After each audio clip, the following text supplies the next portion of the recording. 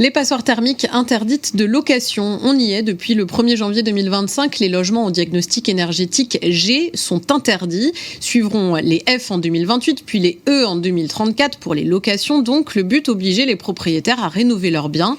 Alors, cela a-t-il déjà un impact sur l'immobilier ? On en parle avec Jean-Charles Poirier. Bonsoir. Bonsoir. Vous êtes le président de la chambre FNAIM en Loire-Atlantique. Constatez-vous, rien qu'en 3 semaines, depuis le 1er janvier, une tension qui existe déjà sur le marché locatif avec la disparition de ces biens, des biens, donc des appartements classés G.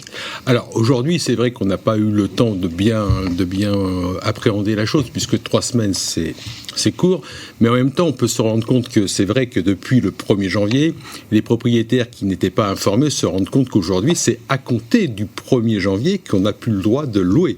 Ce n'est pas sur les prochaines échéances, des renouvellements ou autres, c'est à partir du 1er janvier. Donc il est vrai qu'aujourd'hui, certains propriétaires se posent la question, et nous, on a aussi un rôle d'information auprès des propriétaires, et de leur dire, écoutez, aujourd'hui, si vous voulez relouer, aujourd'hui, vous serez obligé de faire des travaux. Et en même temps, leur dire, attention, depuis le 1er janvier, votre locataire peut très bien suspendre ou demander les travaux. Il y a toujours des biens, donc vous le disiez, qui sont actuellement loués, et puis il y a d'autres qui sont revendus par les propriétaires qui peut-être s'y prennent au dernier moment, mais qui se disent, moi je ne peux pas ou je ne veux pas faire ces travaux, je préfère m'en débarrasser. Alors c'est vrai qu'aujourd'hui on a 2 types de propriétaires. On a ceux qui sont propriétaires en copropriété et ceux qui sont propriétaires d'un logement, on va dire, seul. Donc aujourd'hui, lorsqu'on a une maison ou en monopropriété un immeuble, on peut faire les travaux plus facilement, puisqu'on n'a pas besoin de faire de travaux de copropriété. La copropriété aujourd'hui nous oblige. C'est le cas sur ces travaux thermiques. Et c'est ça le souci, c'est qu'aujourd'hui on se retrouve donc avec des propriétaires qui attendent non seulement le vote des travaux, et qui attendent aussi donc de savoir à quel moment ils vont pouvoir faire ces travaux. Donc aujourd'hui, c'est vrai qu'ils sont dans l'impasse.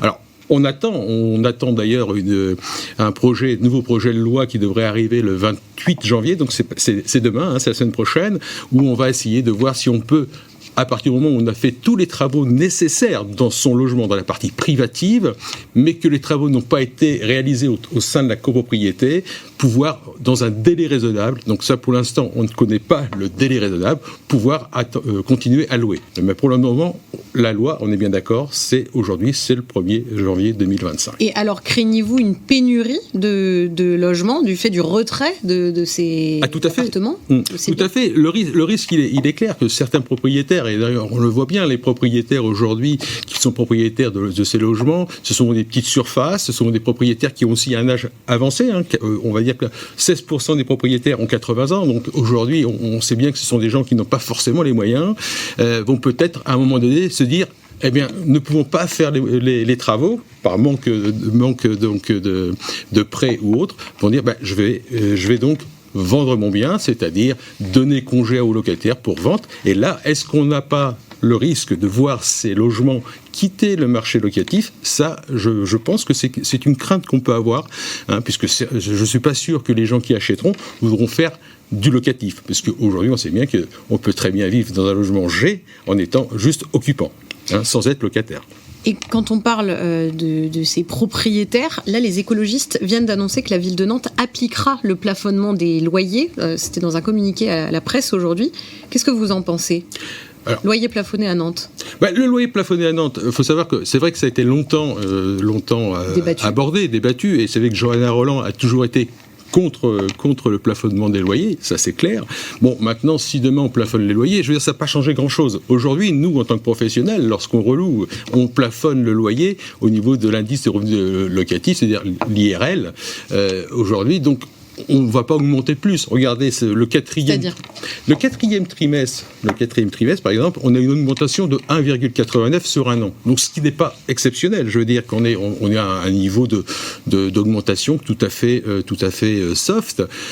C'est vrai que aujourd'hui, plafonner les loyers, ça changera pas grand-chose. On le voit dans les villes qui ont plafonné les loyers. Et si on regarde les prix de location, en fin de compte, dans les villes où on a plafonné, on se retrouve au même au même niveau que les villes qui, en fin de compte, n'ont pas plafonné. Puisqu'en réalité, on est donc bloqué sur le prix du loyer. Merci beaucoup, Jean-Charles Poirier, d'avoir été avec nous sur Télé Nantes. Je vous en prie, merci.